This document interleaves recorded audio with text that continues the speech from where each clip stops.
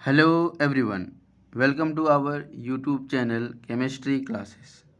आज की क्लासेस में हम लोग पढ़ने वाले हैं यूनिट 1 सॉल्यूशन के ऑब्जेक्टिव क्वेश्चन को। जितने भी हमारे बोर्ड्स की एग्ज़ाम्स में क्वेश्चंस आते हैं उन्हीं प्रीवियस ईयर क्वेश्चंस को लेकर आज हम लोग डिस्कस करने वाले हैं। तो चलिए शुरू करते हैं सेशन को। सबसे पहला क्वेश्चन है हमारा, विलयन में जो घटक अधिक मात्रा में होता है उसे क्या कहते हैं। अगर हम लोग नॉर्मल बात करें तो हमें दिया हुआ है एक विलयन, और इस विलयन में हमारे पास दो घटक होते हैं। एक घटक होते हैं ए और एक घटक होते हैं बी। तो विलयन में जो ए घटक होता है और बी घटक, दो ही घटक होते हैं। इसमें से एक कम मात्रा में होता है और एक अधिक मात्रा में होता है। तो विलयन में जो घटक अधिक मात्रा में घुलेगा उसे हम लोग विलायक कहते हैं। क्या कहते हैं? विलायक। जैसे कि मान लीजिए हम लोग चीनी को घोल रहे हैं विलयन में और पानी को घोल रहे हैं, तो एक घटक हमारा चीनी है, बी घटक पानी है। तो निश्चित सी बात है कि पानी अधिक मात्रा में होगा, तो जो अधिक मात्रा में है वही हमारा क्या होता है? विलायक। चलिए नेक्स्ट क्वेश्चन की तरफ हम लोग आगे बढ़ते हैं। अगला क्वेश्चन है हमारा कि विलयन में जो घटक कम मात्रा में उपस्थित होता है। अब देखिए, कोई भी जो विलयन बना है वो दो चीज़ों से बना है। एक होता है हमारा विलय और एक होता है हमारा विलायक। तो विलय और विलायक से ही हमारा विलयन का निर्माण होता है। अब जो घटक कम मात्रा में है उसको विलय कहते हैं और जो घटक अधिक मात्रा में है उसको विलायक कहते हैं। तो क्वेश्चन है हमारा, विलयन में जो घटक कम मात्रा में उपस्थित है, यानी विलयन में हमारा घटक कम मात्रा में उपस्थित है, तो हमारा क्या हो जाएगा? आंसर विलय हो जाएगा। नेक्स्ट क्वेश्चन की तरफ हम लोग आगे बढ़ते हैं। अगला क्वेश्चन है हमारा, बहुत ही ज़्यादा इंपॉर्टेंट है। तापमान में वृद्धि करने पर मोलरता के मान में होती है। यानी कि अगर हम लोग विलयन में तापमान को बढ़ाएंगे, यानी टी के मान को अगर बढ़ाएंगे, तो मोलरता के मान में क्या परिवर्तन होगा, ये हमसे पूछा जा रहा है। अब ध्यान से समझिएगा। कोई भी जो हम लोग विलयन की मोलरता ज्ञात करते हैं, कोई भी जो हम लोग विलयन की मोलरता ज्ञात करते हैं, तो उसमें हम लोग लेते हैं विलयन का आयतन। क्या लेते हैं? विलयन का आयतन, वॉल्यूम लेते हैं। ठीक है। तो हम लोग अगर बात करें तो विलयन का आयतन यानी कि भी, जैसे जैसे आयतन में परिवर्तन करेंगे हम लोग, उसका संबंध टेम्परेचर पर पड़ेगा। यानी जैसे जैसे टेम्परेचर को चेंज करेंगे विलयन के आयतन में परिवर्तन होगा, और जब विलयन के आयतन में परिवर्तन होगा तो मोलरता के मान में भी क्या होगा? परिवर्तन होगा। क्योंकि मोलरता का मान आयतन पर निर्भर है, और आयतन हमारा कौन चेंज कर देगा? टेम्परेचर। तो अगर हम लोग बात करें तो जैसे जैसे हम लोग टेम्परेचर को बढ़ाएंगे, जैसे जैसे हम लोग तापमान को बढ़ाएंगे, तो जो मोलरता है, जो हमारा मोलरता है, उसके मान में वृद्धि होगी। क्लियर? नेक्स्ट अगर हम लोग बात करें अगले क्वेश्चन की, तो हमारा अगला क्वेश्चन है, मोलरता को सूचित किया जाता है। मोलरता को किससे सूचित किया जाता है?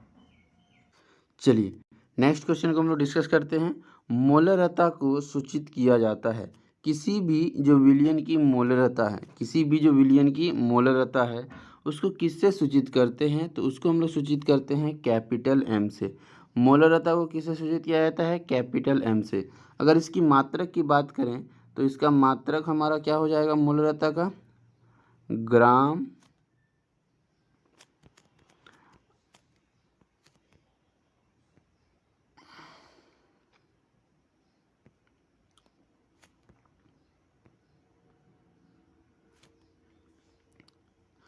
चलिए नेक्स्ट क्वेश्चन को शुरू करते हैं। क्वेश्चन नंबर 4 है हमारा, मोलरता को सूचित किया जाता है। मोलरता को किससे सूचित किया जाता है? कैपिटल एम से। कोई भी जो विलयन की हम लोग मोलरता ज्ञात करते हैं उसको किससे सूचित करते हैं? कैपिटल एम से। अगर इसके हम लोग मात्रक की बात करें तो क्या हो जाता है इसका मात्रक? मोल पर लीटर। क्या हो जाता है? मोल पर लीटर। मोल किसका मात्रक है? विलय के मोलों की संख्या, और लीटर हमारा हो जाएगा विलयन का आयतन। तो मोलरता को सूचित करते हैं कैपिटल एम से और मात्रक होता है मोल पर लीटर। चलिए नेक्स्ट क्वेश्चन की हम लोग बात करते हैं। CH4 का आणविक द्रव्यमान होता है। किसी भी चीज़ का हम लोग जो आणविक द्रव्यमान निकालते हैं वो उसके परमाणु द्रव्यमान के को जोड़कर निकालते हैं। तो अगर हम लोग बात करें CH4 है हमारा, इसमें अगर हम लोग बात करें तो कार्बन की संख्या 1 है, तो कार्बन का परमाणु द्रव्यमान होता है 12 और 12 को हम लोग 1 से गुना करेंगे प्लस हाइड्रोजन का परमाणु द्रव्यमान 1 और हाइड्रोजन कितना है 4, तो हो गया हमारा 12 जोड़ 4 यानी कि 16 ग्राम। तो CH4 का आणविक द्रव्यमान कितना हो जाएगा हमारा 16 ग्राम। नेक्स्ट क्वेश्चन की तरफ हम लोग आगे बढ़ते हैं। CO2 का आणविक द्रव्यमान होता है। अगर हम लोग बात करें CO2 के बारे में, इसके आणविक द्रव्यमान की चर्चा करें तो कार्बन का परमाणु द्रव्यमान होता है 12 प्लस ऑक्सीजन का परमाणु द्रव्यमान 16 और ऑक्सीजन कितना है 2, तो 12 और हमारा इधर हो गया 16 दूनी 32, तो यानी कि 44 ग्राम हमारा किसका आणविक द्रव्यमान आ गया CO2 का। तो कौन सा ऑप्शन हो जाएगा option number B. Next question की तरफ हम लोग बात करते हैं। विलय के मोलों की संख्या को सूचित करते हैं। किसी भी विलय के जो मोलों की संख्या है, अगर हम लोग बात करें विलय के मोलों की संख्या तो उसको हम लोग n से सूचित करते हैं। ठीक है, स्मॉल n का भी यूज़ कर सकते हैं हम लोग। विलय के मोलों की संख्या को किससे सूचित किया जाता है स्मॉल n से। क्लियर, यहाँ पर n दिया हुआ है तो ऑप्शन हमारा सी नंबर ही होगा। नेक्स्ट अगर हम लोग बात करते हैं तो अगला क्वेश्चन है हमारा, इनमें से कौन सा राउल्स का नियम का भाग नहीं है। सबसे पहले अगर बात करें हम लोग राउल्स के नियम की, तो राउल्स का नियम अगर कोई ए घटक है तो PA बराबर होता है P0A इंटू XA। ये हमारा एक राउल्स का नियम है। ठीक है, समझते हैं। ए घटक का आंशिक वाष्प दाब PA, शुद्ध अवस्था में ए घटक का वाष्प दाब P0A और XA हो गया हमारा मोल प्रभाज। तो राउल्स के नियम में घटक का आंशिक वाष्प दाब आया यानी B नंबर आ रहा है, शुद्ध अवस्था में वाष्प दाब आ रहा है यानी कि वाष्प दाब भी आ रहा है, और XA यानी मोल प्रभाज तो मोल प्रभाज भी आ रहा है।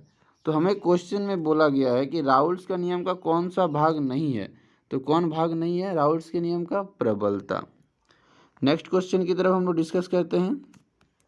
ग्लूकोज का आणविक द्रव्यमान होता है, जो हमारा ग्लूकोज होता है फॉर्मूला क्या होता है ग्लूकोज का C6H12O6। इसका हमें आणविक द्रव्यमान का परिकलन करना है। तो कार्बन का परमाणु द्रव्यमान 12, उसको गुना कर देंगे हम लोग 6 से प्लस हाइड्रोजन का परमाणु द्रव्यमान 1 और 12 है तो 1 गुना क्या हो जाएगा 12 प्लस। अब हम लोग बात करें ऑक्सीजन, ऑक्सीजन का होता है 16 और 16 को गुना करेंगे हम लोग 6 से। तो अगर हम लोग देखें तो 12 छक 72 प्लस 12 और प्लस 16 छक 96। अगर जोड़े हम लोग तो 6 2 8 और 2 10 का 0, 9 1 10 और 17 और 1 बच गया 18। तो ग्लूकोज जो हमारा है जिसका आणविक सूत्र होता है C6H12O6, उसका आणविक द्रव्यमान कितना होगा 180 ग्राम। चलिए नेक्स्ट क्वेश्चन की तरफ हम लोग डिस्कस करते हैं, बहुत ही ज़्यादा इंपॉर्टेंट है ये भी।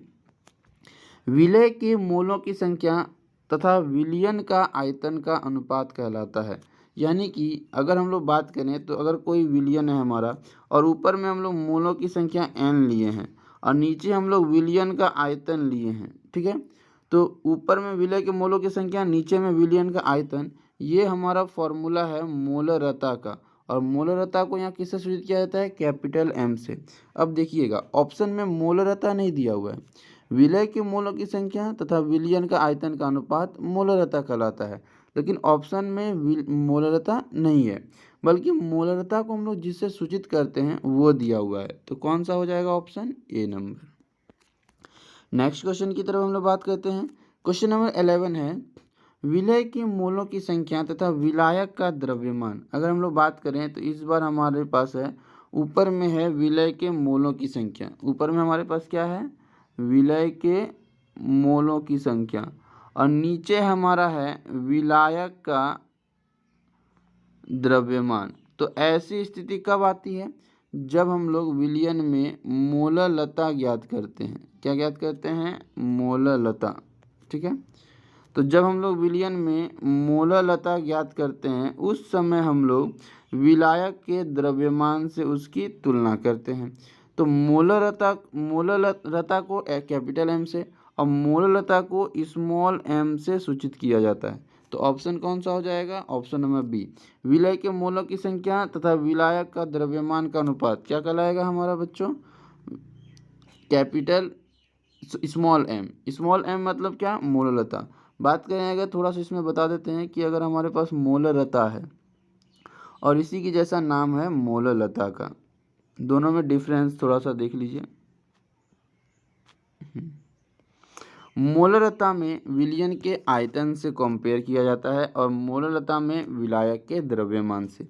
मोललता को कैपिटल एम से दर्शाते हैं और मोललता को स्मॉल एम से। तो बात करें तो आंसर हो गया हमारा 11 का बी नंबर। तो चलिए फ्रेंड्स, आज के सेशन में हम लोगों ने सॉल्यूशन वीडियोस के इम्पोर्टेंट्स ऑब्जेक्टिव क्वेश्चन को किया है। अगर आपको ये वीडियो पसंद आई हो तो चैनल को सब्सक्राइब कर सकते हैं और हमारे साथ जुड़ सकते हैं और नोटिफिकेशन को ऑन कर दीजिएगा ताकि हमारी जो लेटेस्ट वीडियो है वो सबसे पहले आप तक पहुंच सके। तो मिलते हैं नेक्स्ट वीडियो में जिसमें हम लोग डिस्कस करेंगे और भी बहुत सारे ऑब्जेक्टिव क्वेश्चंस को। तो चलिए, धन्यवाद।